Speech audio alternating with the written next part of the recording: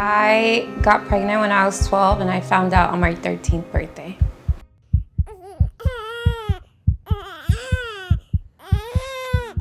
I felt so sick. I was like, oh, it's that same feeling I had a week ago. And I was like, I should probably go to the clinic and get a pregnancy test. And I went, and I remember going in, and they had done a test, and they had me wait in a room. And they took a long time to come into that room. The doctor comes in, I'm sitting down, and the nurse comes in with him. And they look at me like someone had died. My face was just very neutral, but I knew what he was about to say. And so with concern in his face, he says to me, Miss Ayala, he called me by my last name.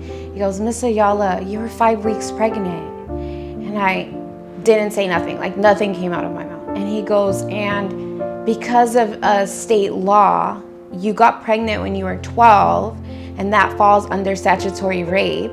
And I'm gonna have to, by law, tell your parents. I'm gonna have to tell your mom.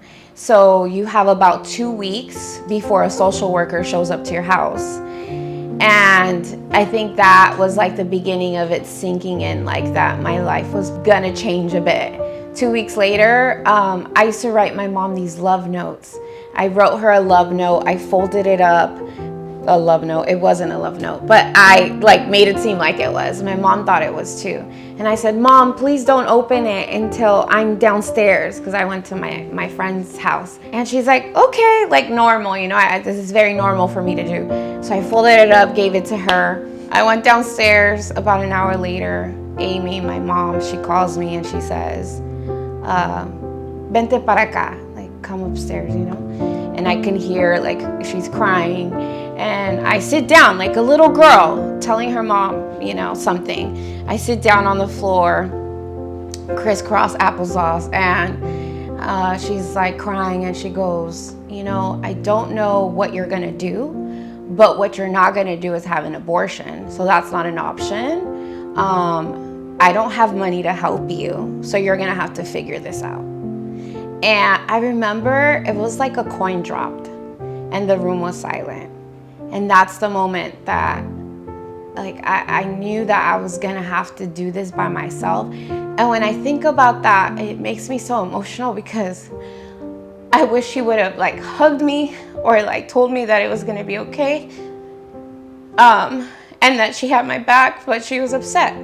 So it was the beginning of me going through my pregnancy journey by myself.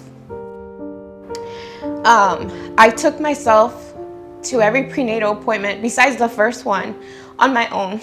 No one went with me.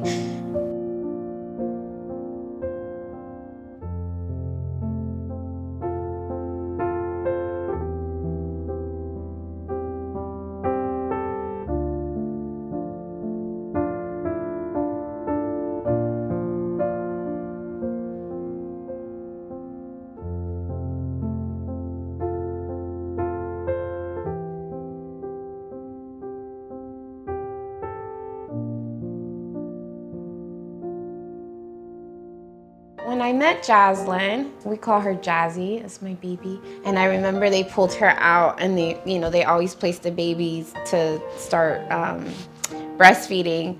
And so she went on and immediately went into breastfeeding. That was the moment, and that night, because I couldn't sleep because she cried all night, that I realized, my life really is changing. Being a teen mom doesn't only affect the mom, it affects the child as well. And I think for Jaslyn, being a daughter of a teen mom, you would get a completely different story, right? Because as much as she was part of my life, she has her own story.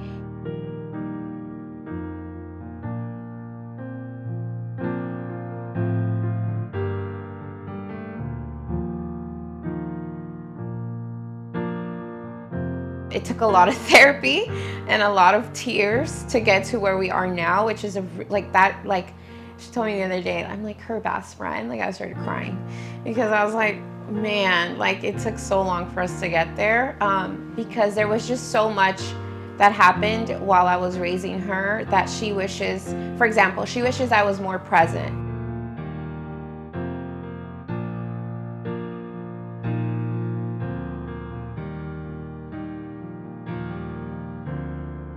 I went to school for writing and producing and was able to also work in that. And I've been working in the entertainment industry as a makeup artist for TV and film. I've worked with some of the most famous people. Rooms that I went into that I could have never imagined I'd walk through, even later on when I worked at Paramount Studios and I was working with all these cool ass people and, celebrities and stuff. And I remember I would come home and, tell my mom about it, tell my brothers about it. But my daughter, she didn't care that I worked with any famous person. She wanted her mother. She wanted her mother to comb her hair.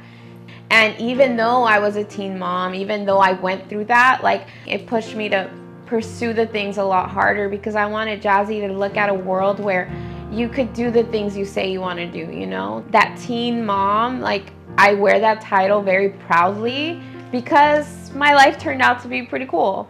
But maybe for someone else, it seems like you're never getting out of the challenge, you're never getting out of the hardships. I know you will though. If I was talking to someone who's going through it right now, you will. You will look back at this and it's only going to be an empowering moment of your life. And your child's going to just thank you for pulling through, and continuing. Life doesn't end when you become a teen mom. If anything, it just encourages you to push more and keep going.